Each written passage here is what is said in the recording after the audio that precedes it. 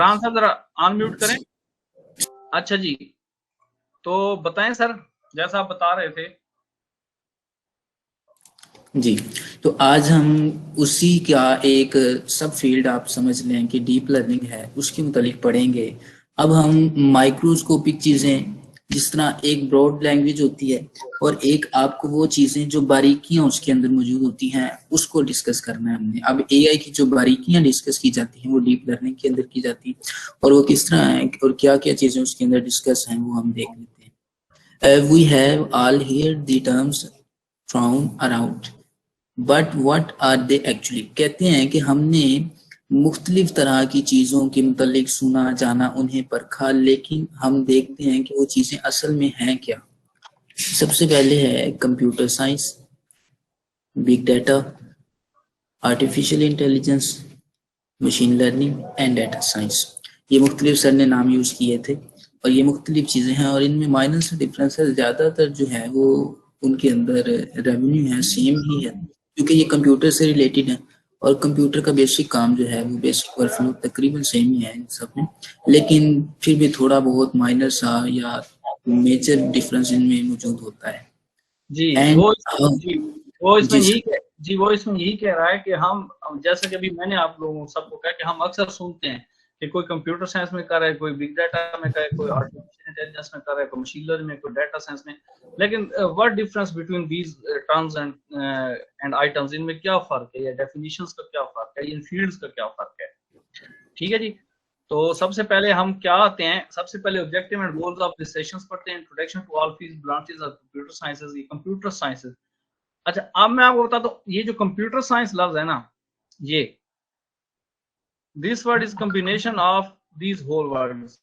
ठीक है, combination mean कि ये कंप्यूटर साइंस आज से कुछ अर्सा पहले आप लोग सोचें तो वैसे फील्ड्स थी, बिग डाटा की भी थी, आर्टिफिशियल, लेकिन मेन चीज जो है ना वो एक क्या है, कंप्यूटर साइंस है। ठीक है, अभी वर्ड भी अभी स्टेप बाय स्टेप भी इनको पढ़ाएंगे फरहान साहब आपको, लेकिन मैं आपको सिर्फ इंट्रो बता दूं इनका कि एक कंप्यूटर साइंस है, एक बिग डाटा है, आर्टिफिशियल इंटेलिजेंस है, मशीन लर्निंग है और डाटा साइंस है। ठीक है, तो सर मेरा क्वेश्चन।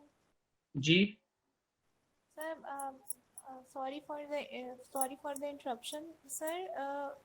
हमें मतलब एक तो ट्रेन किया जा रहा है कि हम किस तरह से डाटा को एनालाइज करें, जैसे हमने पांडास में पढ़ा, नमपाई का नॉलेज यूज़ किया, ये सब किया, और ऑन द अदर हैंड हम मशीन लर्निंग भी कर रहे हैं।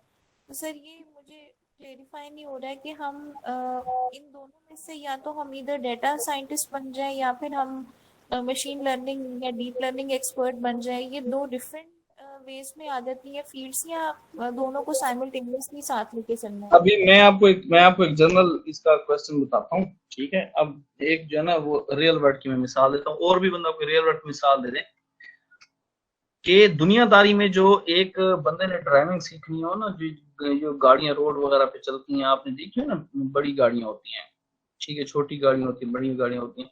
आजकल तो ड्राइविंग स्कूल है, ये है सारा कुछ।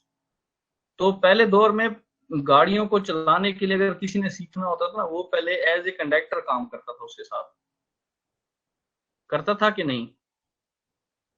जी क्यों भी सर। सारे खामोश हैं? जी हेलो। सर, करता था।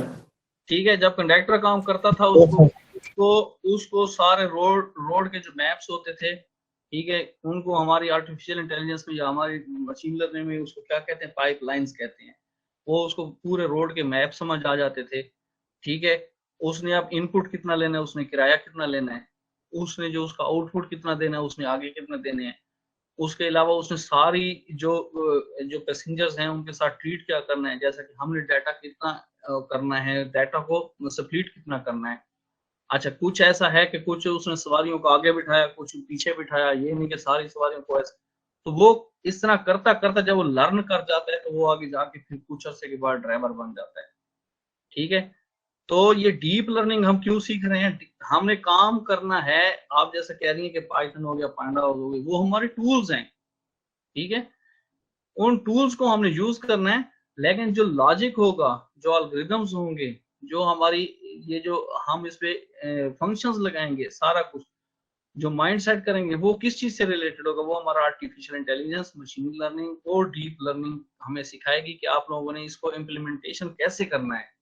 वो हमारे टूल्स हैं, उन टूल्स की मदद से हमने डीप लर्निंग को फॉलो करते हुए, मशीन लर्निंग को फॉलो करते हुए, उन्हीं टूल्स को यूज करते हुए हमने उस पर जब इम्प्लीमेंटेशन करनी है तो तब हम जाके एक अच्छा जो है ना मॉडल बना सकेंगे या एक अच्छी मशीन बना सकेंगे।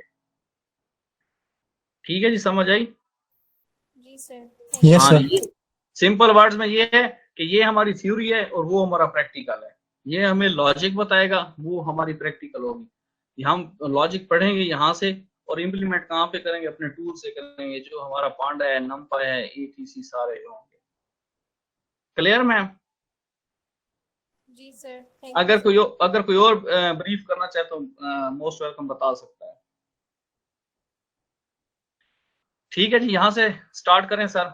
ये जो पहला है कि व्हाट इज कंप्यूटर साइंस। जैसा कि मैंने कहा कि computer science is the combination of all other branches of computers be like big data, artificial intelligence, machine learning। Sir करें सर स्टार्ट यहाँ से, the study of computer and computing से। जी सर, मैं करता हूँ जी। What is computer science? The study of computers and computing including their theoretical and algorithmic foundations। अब इसके अंदर वो कह रहा है कि आप कंप्यूटर्स की स्टडी करेंगे, बोथ वेज के अंदर वो उसमें थ्योरीज भी शामिल होंगी और उसके अंदर प्रैक्टिकल्स वर्क भी, एल्गोरिथमिक फाउंडेशंस भी शामिल होंगी। हार्डवेयर, उसके अंदर हार्डवेयर पार्ट भी शामिल होगा एंड सॉफ्टवेयर, और सॉफ्टवेयर पार्ट भी शामिल होगा। And they use for processing information, और किसी भी इंफॉर्मेशन को प्रोसेस करने के लिए, एनालाइज करने के लिए आप कंप्यूटर का इस्तेमाल करते हैं। और आज दुनिया डिजिटल हो चुकी है और तकरीबन हर काम जो है वो हम कंप्यूटर की मदद से इसीलिए करते हैं, कंप्यूटिंग के लिए, प्रोसेसिंग के लिए। The discipline of computer science includes the study of algorithms and data structures। इसके अंदर डाटा स्ट्रक्चर से रिलेटेड गुफ्तगू की जाती है। स्टडी ऑफ एल्गोरिथम्स इसके अंदर इंक्लूड की जाती है। Computer and network design, computer और नेटवर्क डिजाइनिंग जो है कि नेटवर्क किस तरह हम बिल्ड करते हैं, कंप्यूटर की मदद से हम किसी भी इंफॉर्मेशन को कैसे सेंड करते हैं, रिसीव करते हैं। Modelling data and information processing, किसी भी इंफॉर्मेशन को प्रोसेस करते हैं। एंड आर्टिफिशियल इंटेलिजेंस, और आर्टिफिशियल इंटेलिजेंस से रिलेटेड हम डिफरेंट मौजूआत को ज़ेर बहस लेके आते हैं।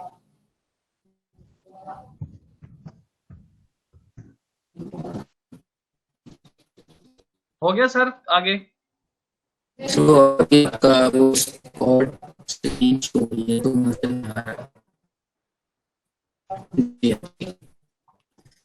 computer science draws some of its foundations from mathematics and engineering। वो कह रहे हैं कि हम इसके अंदर जो कॉन्सेप्ट यूज करते हैं वो कुछ मैथमेटिक्स के हैं और कुछ इंजीनियरिंग से रिलेटेड है। And therefore incorporates techniques from areas such as queuing theory, probability and statistics. और वो आपको पता है उसके अंदर प्रोबेबिलिटी है, स्टैटिस्टिक्स है, क्यूइंग थ्योरी है, इलेक्ट्रॉनिक सर्किट डिजाइनिंग वगैरह वगैरह। फिजिक्स के अंदर भी आपको पता है इसके अंदर सर्किट इस्तेमाल होते हैं। तो सब का सब जो है ना वो कुछ ना कुछ पार्ट किसी भी साइंस का इस कंप्यूटर साइंस के अंदर एनालाइज करने के लिए, प्रोसेस करने के लिए इंफॉर्मेशन को इस्तेमाल की जाती है। Computer science also makes heavy use of hypothesis testing. ज़ाहिर है इसके अंदर हम टेस्टिंग भी करते हैं, हाइपोथेसिस को डिवाइस भी करते हैं और उसकी मदद से हम फिर रिजल्ट तक पहुंचते हैं।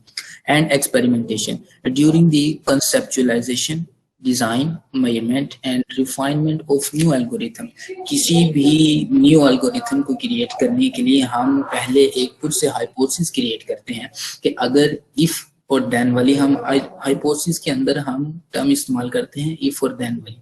तो अगर ये होगा तो इसका रिजल्ट ही होगा, अगर ये काम इस तरह किया जाएगा तो ये रिजल्ट इस तरह आएगा। तो ये वाली इसके अंदर टर्म इस्तेमाल की जाती है। और किसी भी न्यू एल्गोरिथम को या पिछले एल्गोरिथम को, पुराने वाले को रिफाइन करने के लिए, उसमें चेंजिंग करने के लिए, उससे मजीद बेहतर करने के लिए उसके अंदर चेंजिंग की जाती है वो सब इसी की मदद से की जाती है। Information structures and computer architectures, तो ये सब के सब जो है इसके अंदर हम इंक्लूड करते हैं और इसकी मदद से हम डाटा को एनालाइज और प्रोसेस करते हैं। जी सर। जी, इसमें मैं मजीद थोड़े से एडिशन कर दूं कि इनकॉर्पोरेट्स ऑफ टेक्निक जो कह रहे हैं सर, इसमें क्यूइंग जो है ना एक टेक्निक होती है। ठीक है, क्यूइंग एक टेक्निक भी है और एक जो है ना एल्गोरिथम्स भी है। क्यूइंग के साथ साथ एक क्यूइंग है और एक स्टैक है। ये हमारे डाटा स्ट्रक्चर भी कहलाते हैं और ये हमारे एल्गोरिथम्स भी कहलाते हैं। और क्यूइंग के अंदर ही जो ना, क्यूइंग और स्टैक के अंदर ही दो मेथड यूज होते हैं, आप लोगों ने पहले कहीं पढ़े होंगे। एक फीफो मेथड होता है और एक लीफो मेथड होता है। ठीक है जी। वो जो फीफो मेथड और लीफो मेथड है ना, वो भी हमारे आर्टिफिशियल इंटेलिजेंस में आगे जाके काम करेंगे। और हमारे इसमें आर्टिफिशियल इंटेलिजेंस में जो हम एआई पढ़ रहे हैं, इसमें मैक्सिमम जो रोल है ना, वो प्रोबेबिलिटी का है एंड स्टैटिस्टिक का है।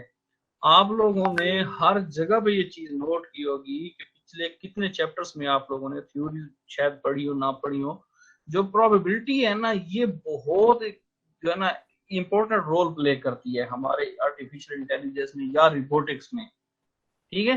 रिबोटिक्स में स्टैटिस्टिक्स और प्रोबेबिलिटी जो है ये इतना ज्यादा आगे जाके रोल प्ले करती हैं कि मैं तो ये समझता हूँ कि जाके 50% जो लास्ट में लॉजिक्स बनते हैं ना, वो प्रोबेबिलिटी पे बनते हैं। बिकॉज दैट इसमें हमने बताना होता है कि किस चीज का कितना ज्यादा चांस होता है। ठीक है। और हमने मशीन को इसी चीज पे ही ट्रेन करना होता है। एक उसमें जो ना एल्गोरिथम्स जो यूज होते हैं, जैसे कि मैंने कहा क्यू है, स्टैक है, और भी हैं ऐसे काफी सारे जो यहाँ पे कहे गए हैं। लेकिन प्रोबेबिलिटी जो है ना, वो मेन आगे जाके आप लोगों को पता चलेगा कि बाकी स्टैटिस्टिक का भी बहुत जो है ना अहम रोल प्ले हो रहा है हमारे आर्टिफिशियल इंटेलिजेंस में।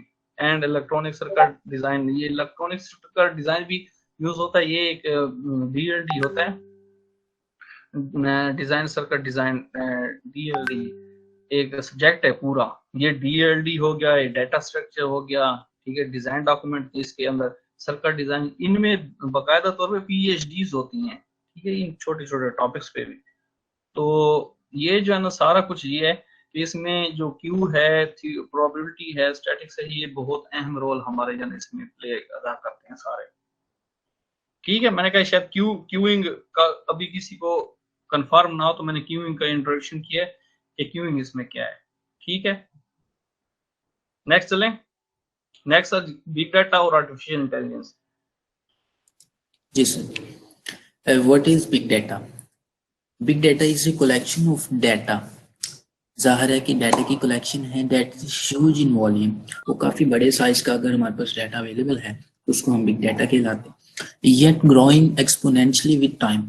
वक्त के साथ साथ वो एक्सपोनेंशियली इंक्रीज कर रहा है, यानी 2 की पावर 2 है, 3 की पावर 3 है, 4 की पावर 4 है, यानी एक्सपोनेंट के लिहाज से वो मल्टीप्लाई होके आपको डाटा जो है उसका साइज दिन ब दिन इंक्रीज हो रहा है वक्त के साथ साथ। It is a data with so large size, काफी बड़े साइज का होता है, and complexity that one of traditional data management tools can store it और प्रोसेस इट एफिशिएंटली। लेकिन इसका फायदा ये होता है कि जो ट्रेडिशनल डाटा होता है और मैनेजमेंट टूल्स की मदद से हम इसको एफिशिएंटली जो है वो प्रोसेस कर लेते हैं। Big data is also a data but with huge size. Big data data ही है लेकिन एक वॉल्यूम इसका काफी बड़ा होता है, जिसकी वजह से हम इसको बिग डाटा का नाम दे देते हैं। नेक्स्ट है जी हमारे पास आर्टिफिशियल इंटेलिजेंस।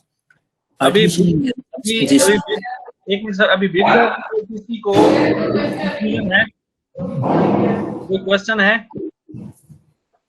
सर ये लोग पूछ रहे हैं स्लाइड्स मिल सकती हैं? सॉरी सर लोग पूछ रहे हैं स्लाइड्स मिल सकती हैं? स्लाइड तो बात की बात है, पहले ये तो पढ़े ना। पहले स्लाइड कंप्लीट जब होगी मेरे भाई मैं आप लोगों को दे दूंगा, लेकिन अभी ये कंप्लीट नहीं हुई है। ठीक है। स्लाइड आप लोगों के लिए बनाई है, इंशाल्लाह मिल जाएगी। ठीक है। अभी बिग डाटा में किसी को कोई इशू है?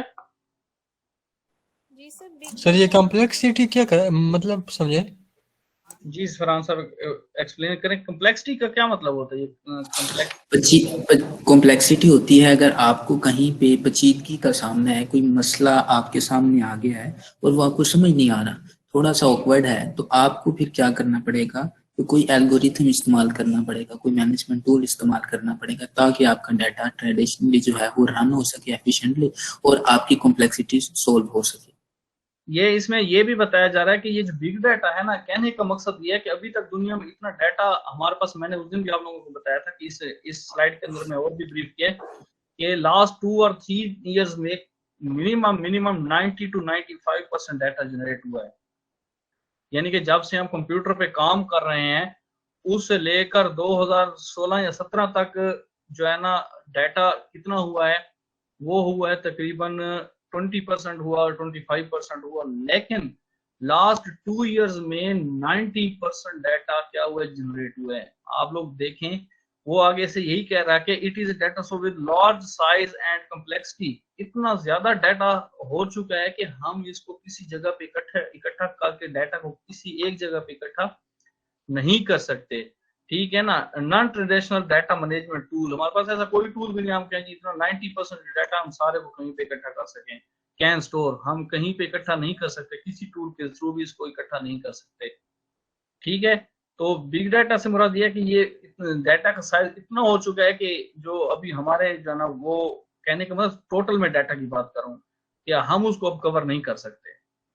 जी मैम, आपका कोई क्वेश्चन था? कम्प्लेक्सिटी का मतलब होता है पेचीदगी, इतना डाटा पेचीदा हो चुका है, हम उसको इतनी पेचीदगी में हम उसको नहीं कर सकते।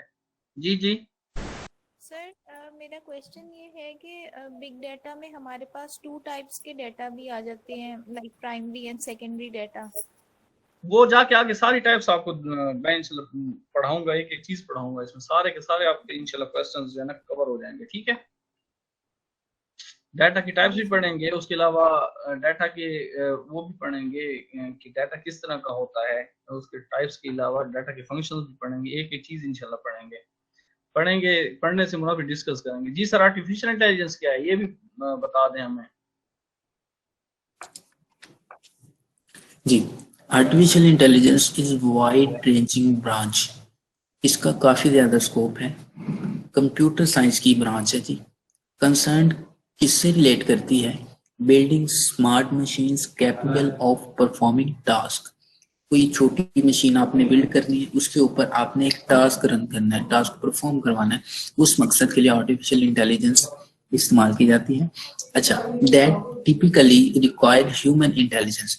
जाहिर है अगर आपने आर्टिफिशियल इंटेलिजेंस उससे रिलेटेड आपको कोई वर्क चाहिए तो आपके पास ह्यूमन इंटेलिजेंस को इस्तेमाल करके वो परफॉर्म करने के लिए जो टास्क है वो आर्टिफिशियल इंटेलिजेंस है, और ह्यूमन इंटेलिजेंस की मदद से हम कोई भी टास्क करते हैं वो आर्टिफिशियल इंटेलिजेंस। सॉरी एक मिनट, जस्ट एक बंदे को एडमिट कर लूं एंड मैं ये फाइल जो है ना वो अब्दुल कादिर को दूंगा, वो शेयर करेगा यार डायरेक्टली फरहान साहब को। चलें सर। जी, तो वो कह रहा है कि हम ह्यूमन इंटेलिजेंस की मदद से आर्टिफिशियल इंटेलिजेंस, कोई आर्टिफिशियल मशीन क्रिएट करेंगे, उसकी मदद से हम अपना टास्क जो है वो ऑटोमेट करेंगे।